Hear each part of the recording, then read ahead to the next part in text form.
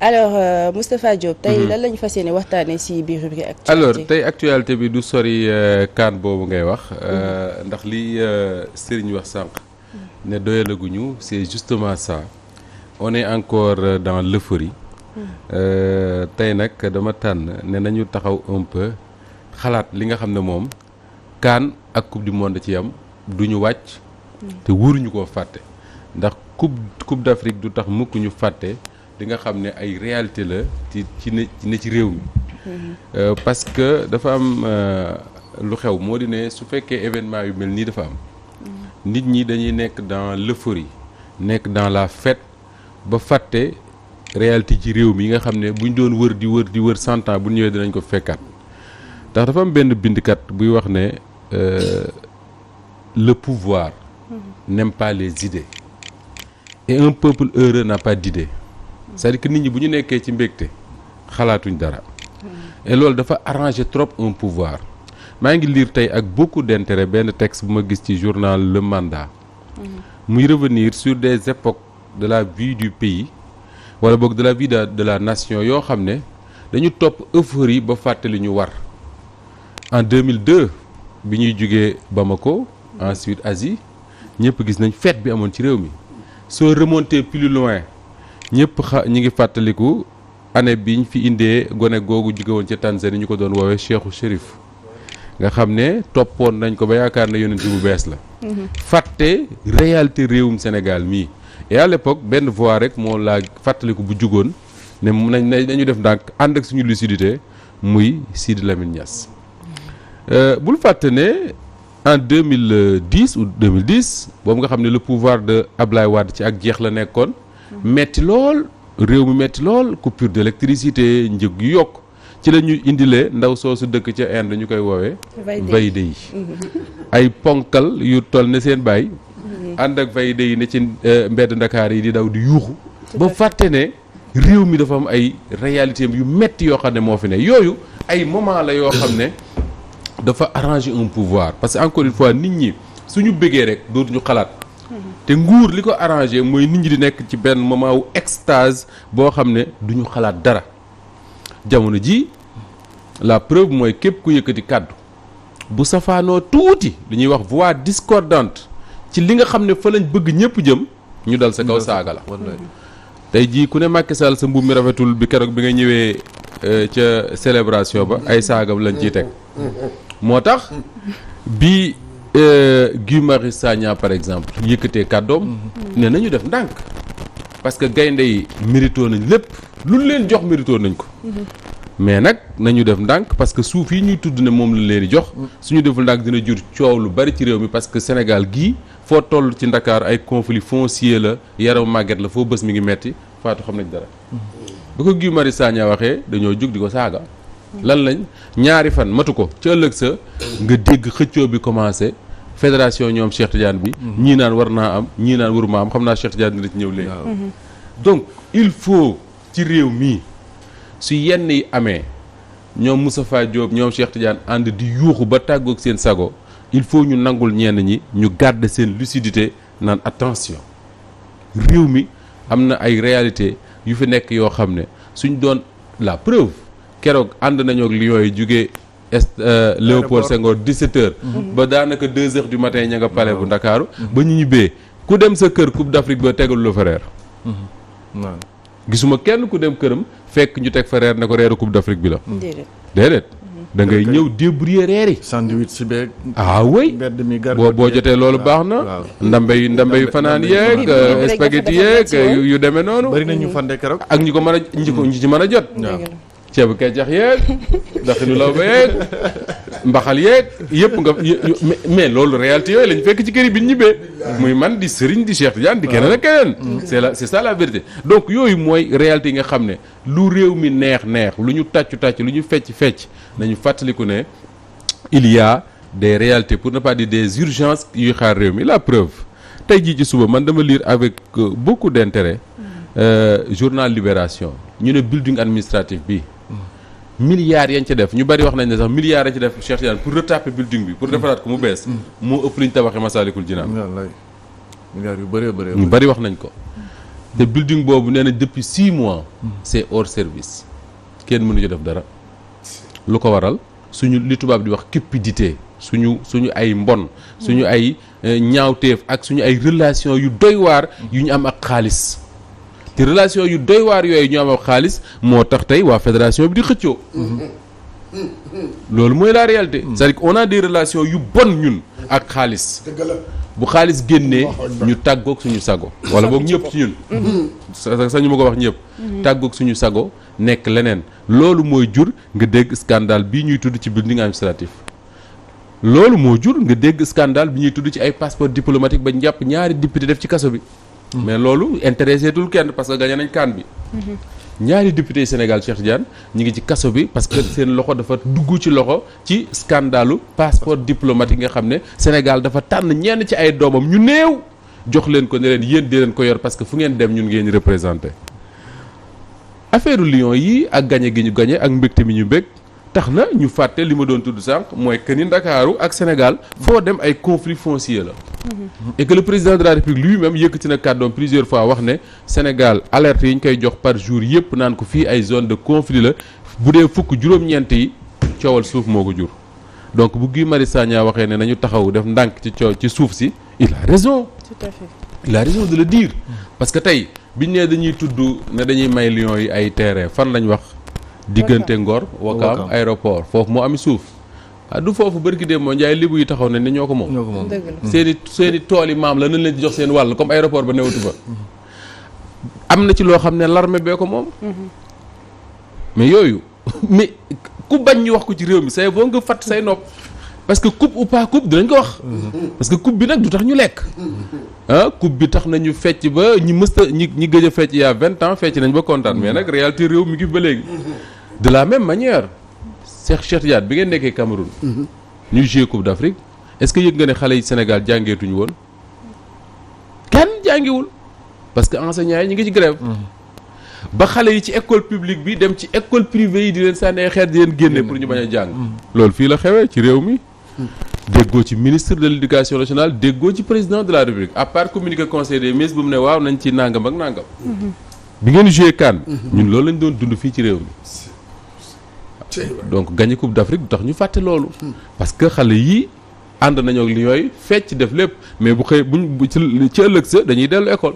moo tax bi Macky Sall wax ne déclaré na ëllëg lundi férié ma ne ko école privée yi nga ko defal parce que école privée ñoom ñu ngi ci férié depuis je ne sais quand jour boobu débrayage la woon sax voilà ça tombe bien ça tombe bien loolu bokk na ci réalité yi réew mi dund te ba léegi gouvernement bu Sénégal incapable na régler cette situation là malgré que dégagé na 50 millions multiplié par 52 xawma ñaata la jox ko gaynde yi ak ñin àndaloon may leen di terrain ca jam ñaajo ak Ndakaaru mais lii mooy réalité réew mi moo di ne bi ñuy ne ci Coupe d'Afrique bi di fecc ñun père de famille yu bari dem nañ jëndi paquet suukar ñoo leen wàññeeku leen waaw suukar parce que lañ yore woon mënatul njëg gi waaw père de famille yu bari dem nañ di jëndi suukar ñooy leen wàññeeku leen parce que boo yoree téeméer muy jar téeméer ak ñeent fukk wala téeméer ak fanweer mooy demal ñibbi sa kër mënoo ko jënd te loolu mooy li ñuy dund ci réew mi Cheikh Tidiane bi ngeen nekkee CAN ba rey nañ fii ay soldats yi Sénégal ci Gambie jàpp ci yeneen bi gaynde yi di gagné CAN bi ñuy fecc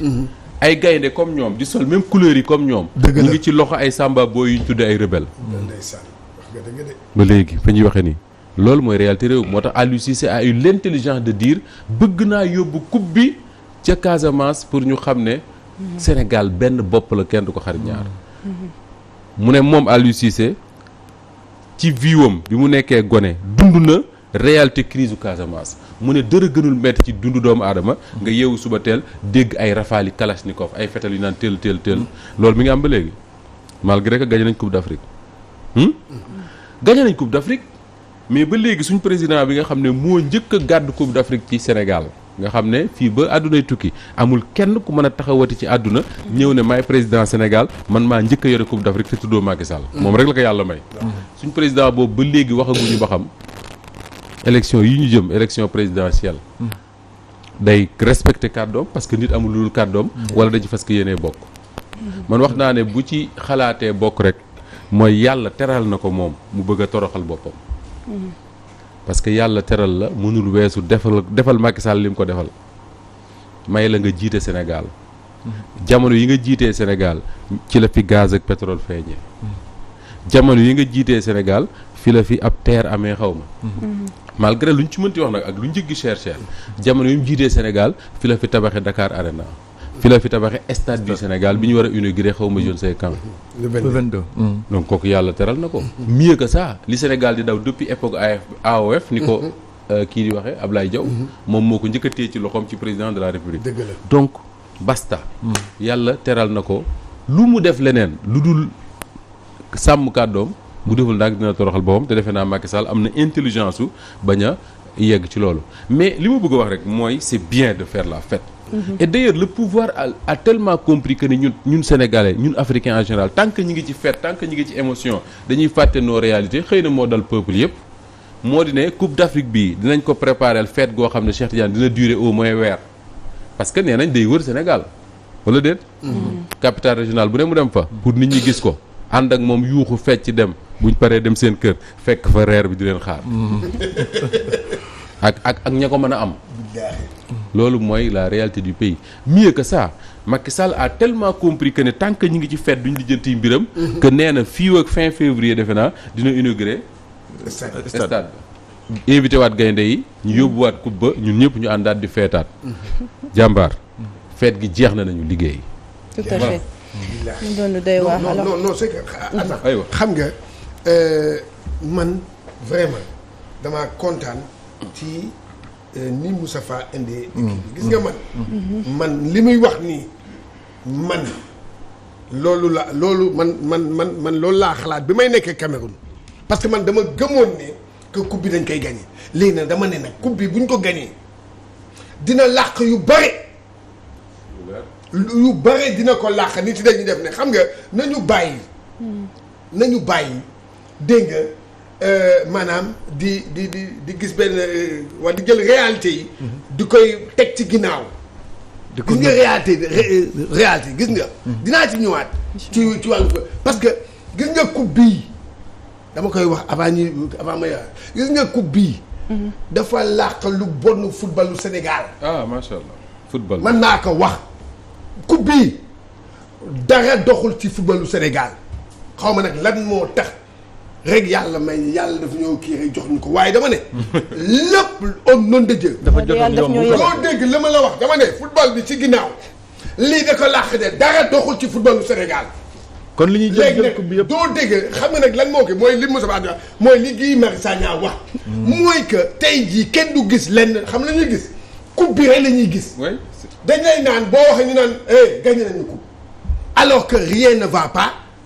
ay coow moo fi am dinaa ci ñëw mooy yëfu lu nekk da ci am ci problème xam nga gis nga nit yi il faut ñuy gëstu di xool adduna bii am na ñoo xam ne gagné nañu coupe waaye ñoom dañoo pare gagné nañu coupe pare nañ ci teg nañ ko fële nekk ci li ñu nekk. mais Cheikh Tidiane tamit bul saboter suñu coupe bi parce non que tellement d'années ñu ngi ko doon c'est normal que Fatou li ngay wax nii. li Fatou di wax nii. waaw moom mooy riiral Sénégalais yi. voilà c'est-à-dire que dès que tu parles ils disent bul saboter suñu. voilà alors que man je suis sûr que mbégte mi nga am yow. ci coupe bi mbégte mu ni toll laa am wala bu ko Cheikh Tidiane la ko gën a bég fuuf moom mi ci jooyoon en 2002 mbégte moom mu ni toll la Guy Marius Sagna am j'en suis sûr aw ma ci benn doute mais du tee y a des gens yoo xam ne quel que soit lu mënti xew ils gardent leur lucidité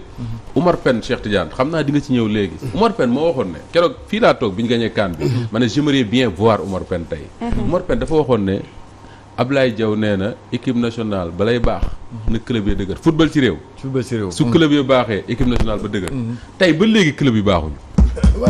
yàlla suturaal ñu équipe nationale bi dëgër pourquoi parce que on a des joueurs qui jouent en Europe merci loolu Cheikh yu baax ci yeneen club loolu am joueurs yu baax ci yeneen club non c'est-à-dire que il faut que club yi ñu nekk fii ndax club bu Sénégal yi il faut ñu dëgër pour que équipe nationale baax loolu la Omar Pène wayoon te Ablaye Diaw moo ko daan wax Sénégal ba léegi ma ne la club yi moo ko sàkket guy màggatayam baaxul mais teewul gañe nañ CAN bi loolu sutura yàlla la ak Sénégal la yenn ci Europe ñoom Sadio Mané ak ñooñu di fa football loolu affaire Cheikh Tidiane dina ci ñëw léegi mais dafa beneen affaire moo di ne gis nga ñoom ñii politique seen sëriñ bi nga xam ne moom lañ gëm su waxee ñu ne waaw. Machiavel. moom moo wax ne gis nga prince mu ne le prince mooy njiit. mu ne jiit su bëggee ñu bañ ko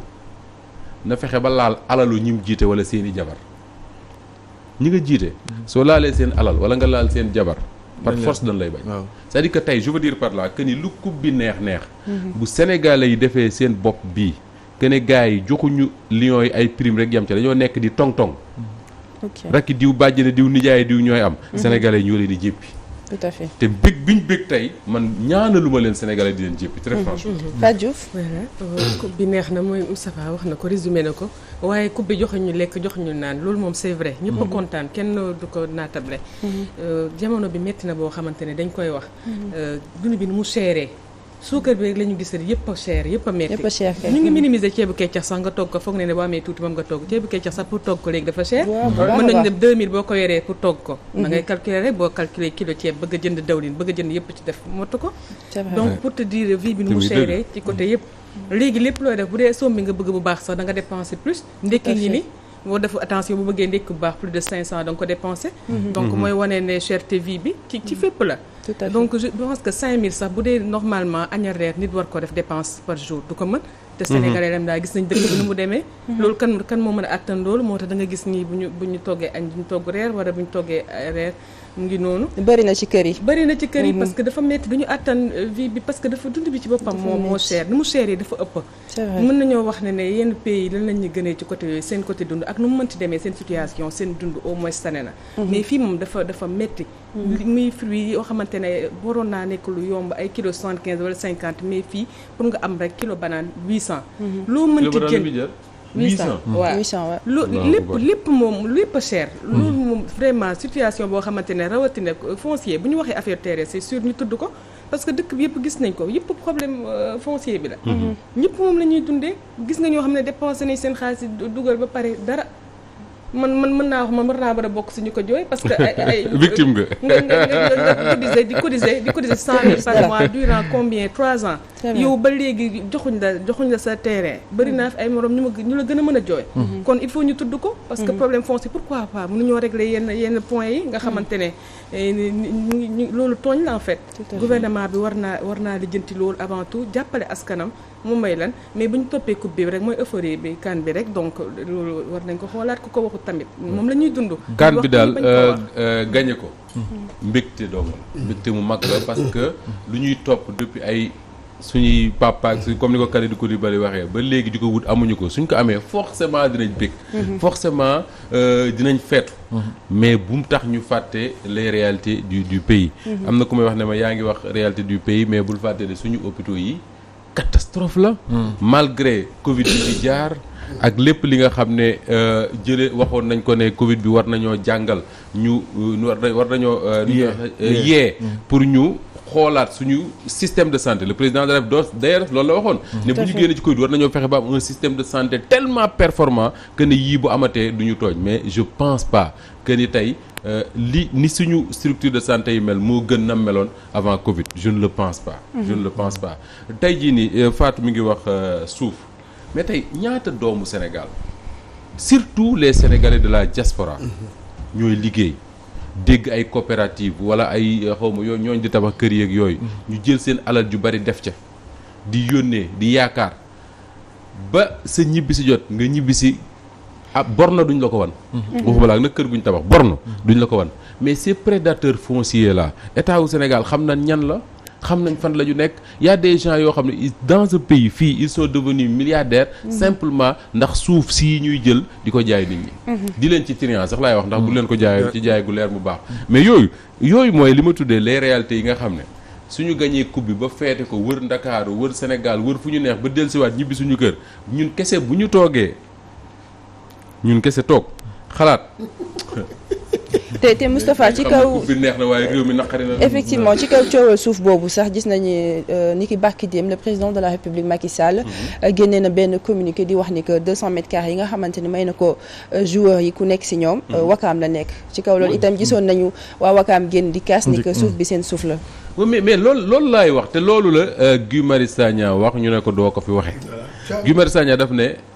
li ñu may nuyooy baax mën nañ leen a may sax lu ko ëpp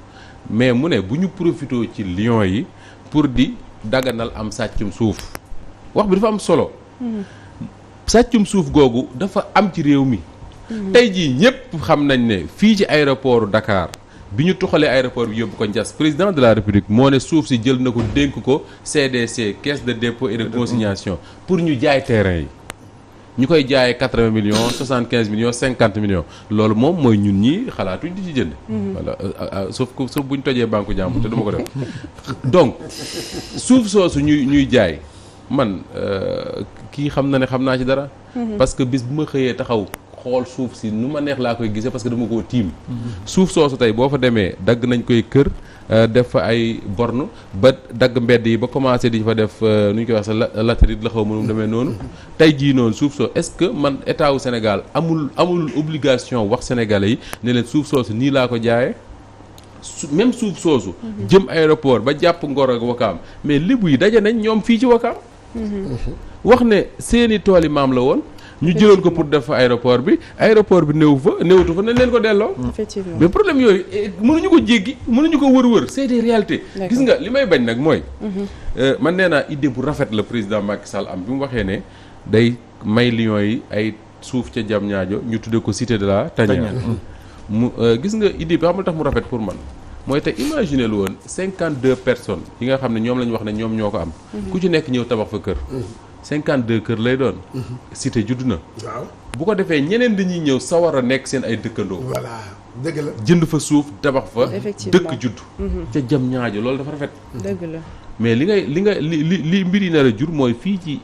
fii ñu leen may suuf. bari na ci délégation ñoo xam ne dañ koy jaay. d'accord mu war a juraat yeneen i problème. waaw yeneen i problème parce que tey da nga dégg du yàgg nañ toog seetaan. di nga dégg fii ay xëccoo. xam nga man man di ko laajte man je me demande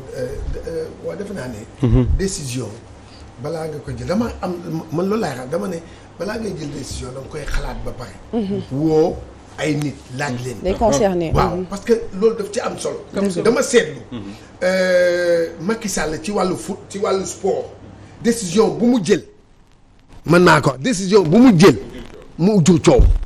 seetlu leen rek. est-ce que du football sport moo bëri coow rek. non déedéet non xam nga lu tax parce que du maanaam man dama jàpp ne est-ce que moom waxtaan na ak ñi mu waree waxtaan bu ma naree jox sëriñ lii am na ñu ci war a waxtaanal. loolu man la parce que da ngay indi xool bi ñuy jógee 2019 vice champion d'Afrique bu leen fàtte ne. dafa jox kii Lion bu nekk passeport xaw ma diplomatique. mais dafa indi coow. parce que bi mu koy jox moment boobu mu koy jox ci moment boobu am ñoo xam ne dañoo demoon athlétisme dafa dem Abuja gagné fa. léegi nag yow booy jox parce que équipe nationale athlétisme ak équipe nationale football benn la. bien vrai que ñee aura yi rek ñoom ñoo wute. kee moo ëpp aura. mais ki waaye nag au moins. ñëpp couleur nationale lañ soxla voilà mais bu mu doon dégg nga ñoom ñaar bu ñu tolloo. waaye nag au moins doo nga jox kii mu am ay coow feneen ñeneen ñoo xam ne nee nañ ñoom dañoo am du xam ñoom dañ ko mérito. noonu à chaque fois quand buy def benn affaire loolu la man defoon naa ne balaa mu doon wax ay affaire Wakaam laa indi may comme par exemple Diamniadio noonu dafa waroon toog ba si xalaat woote. parce que am na ñuy gérer am na ñu mu dénk ñooñu. mais bien sûr. am na dénk na ne ministère bi yaay res affaire suuf ministère bi yaa res affaire passeport na nga mu ne waa est-ce que lii. mais ak ñi nga xam ne sax ils ont géré la fédération wala le sport sénégalais. avant am expérience su li Cheikh Tidiane di wax nii.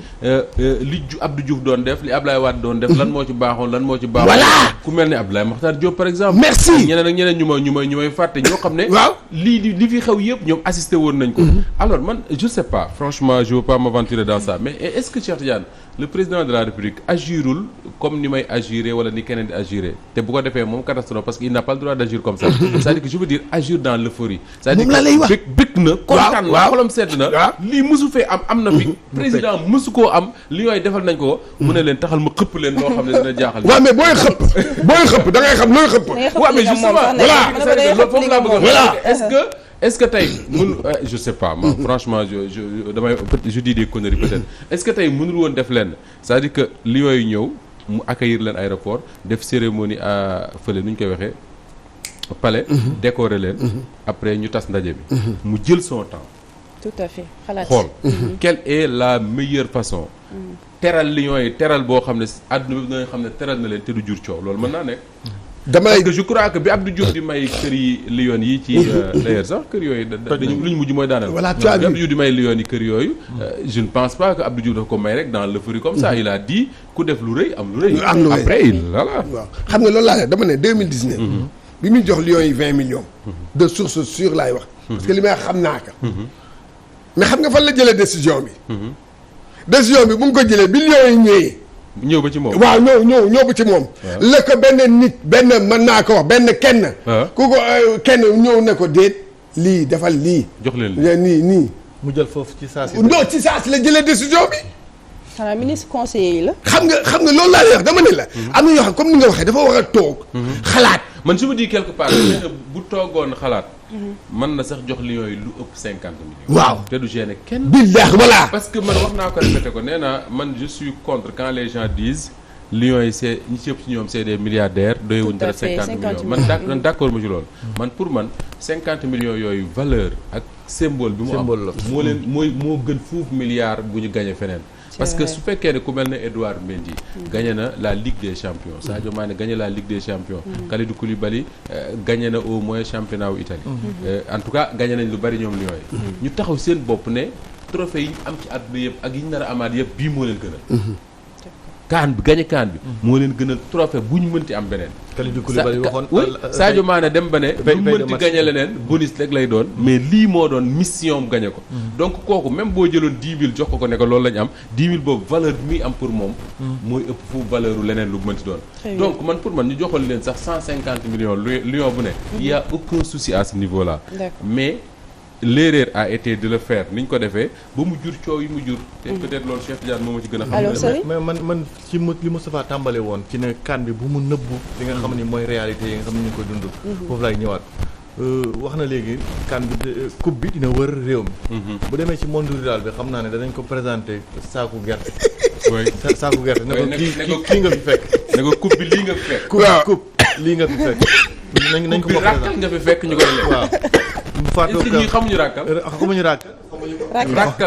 nga fi monde rural bi ràkkal dafa am waaw xam ne moom dañuy lekk non c'est vrai waaw non c'est vrai c'est-à-dire que tey coupe bi bu doon dem Kaolack wala mu jëm Diourbel dina romb dëkk àll yoo xam ne ça c'est vrai bu ñu génnee wax coupe bi li ñuy dundee coupe bi dina dellu Cameroun toog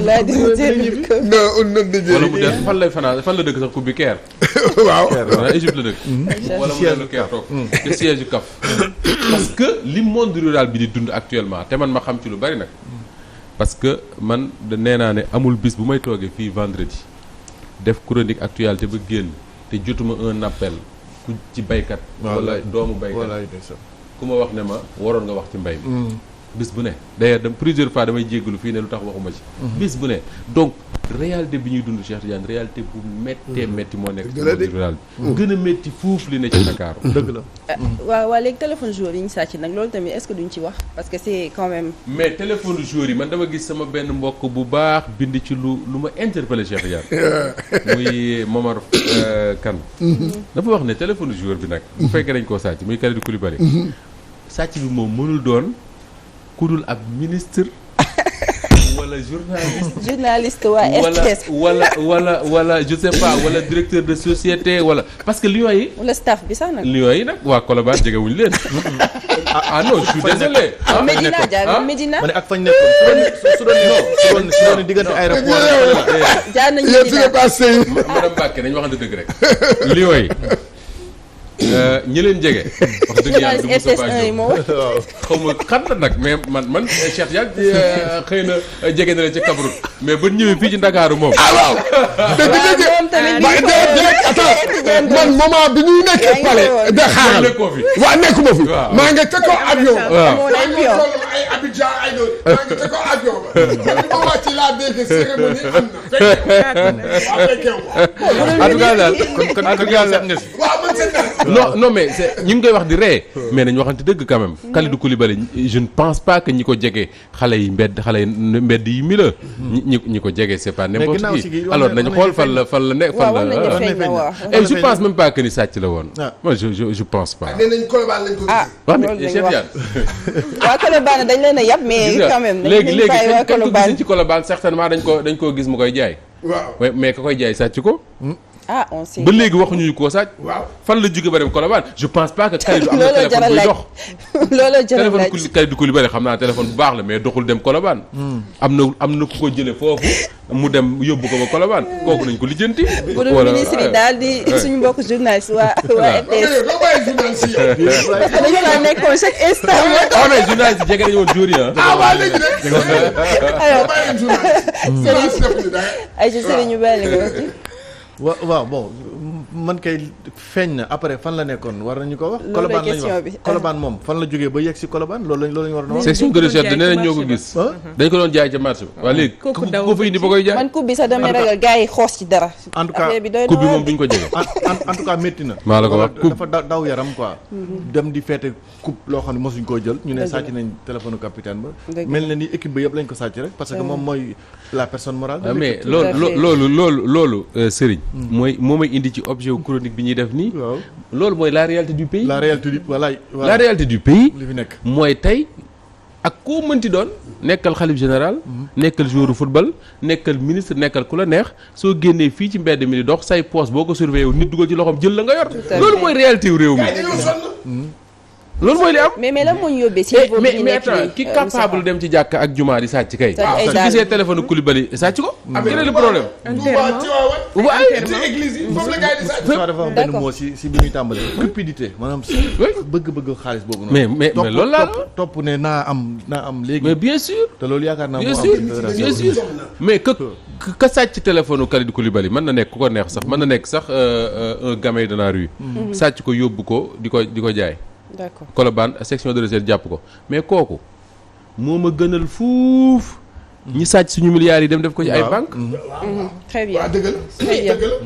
c'est quoi le problème le téléphone de Kalidou ne coûte pas 1 milliard. Combien de Sénégalais volent des milliards par jour dans ce pays. exactement. Combien de Sénégalais milliards yoo xam ne xëy na bu ñu ko defaloon ci l'hôpital yii nit ñi faju mais loolu mooy réalité wu réew mi. d'accord loolu mooy réalité réew mi Moustapha mu nekkoon actualité bu riche. alors si boo ma ko mayee rek actualité bi tey su ma ko boucler te gërëmuma benn nit Bamba Diop suñu benn mbokk. boo xam ne Cheikh Tidiane keroog dañoo ànd ak moom ci liggéey bu neex. bi avion Lion yi départ Yaoundé. la ñu ko toppal ba ni mu wàcce aéroport Yoff. c'est-à-dire ñun fii ñu toog nii xam nga boo toogee am na yu bari yu wax doo ko mën yow ci sa bopp mais moom fa mu toog fexe na ba avion bi départ Yaoundé mun nañu départ na ba mu yeggee ba tollu côté Côte d'Ivoire mun nañu ma nga Côte d'Ivoire ba mu yeggee Guinée mun nañu ma nga Guinée ba mu yeggee Kolda mun nañu ma nga Kolda avion bi nekk Foundiougne mun nañu ma nga Foundiougne mu nekk Toubacouta mun nañu mi ngi Toubacouta avion bi nekk Joal mun nañu mi ngi Joal avion bi nekk Rufisque mun nañu mi ngi Rufisque avion bi nekk Dakar Plateau mu ne ñu mi ngi Dakar Plateau avion bi nekk Liberté 6 mu ne génn leen bu ngeen génnee su ngeen téenee di ngeen seen avion bi yéen waa Walfadjri tax mi ngi topp Liberté 6 avion bi àgg Wakaam mu ne ñu mi ngi Wakaam avion bi atterrir mu ne mi ngi wàcc te bi mu ko waxee laa xool télé bi seen avion bi wàcc. d'accord et keroog c'était merveilleux et merci grand merci à lui parce que bëgg gum Walfadjri rek moo tax mu bàyyi yitteem yëpp di def liggéey boobu te nga xam ne ñun la waroon quand même. chapeau à lui vraiment chapeau à lui bravo à lui bravo vraiment bravo à yow nu mu tudd Bamba Diop bravo à yow très bien Bamba Diop ñu jaajëfal ko bu baax a baax vraiment ci taxawaay bu am solo boobu Moustapha ñu ngi lay jaajëfal yow tamit cant ngërëm ñeel na la bu baax a baax Awa Condé merci beaucoup ñu jox la rendez-vous vendredi prochain incha allahu rabbi vendredi mais avant vendredi léegi dañu am benn rendez-vous muy tous les mercredis à partir de 15h sur la page YouTube de Walfadjri fa la ñuy nekk di def ay live yoo xam ne dañuy discuter waat actualité nii yin jotut a wax fii ñu wax ko fa et puis mën a tontu ci question ñeneen ñi c'est tous les mercredis 15h très bien lu naka am solo lay doon donc xaar leen loolu ci suñu page officielle bu ko defee sans plus tarder dañuy daal jël li nga xamante ni moom mooy seen rubrique actualité ak Cheikh Tidiane Gomis.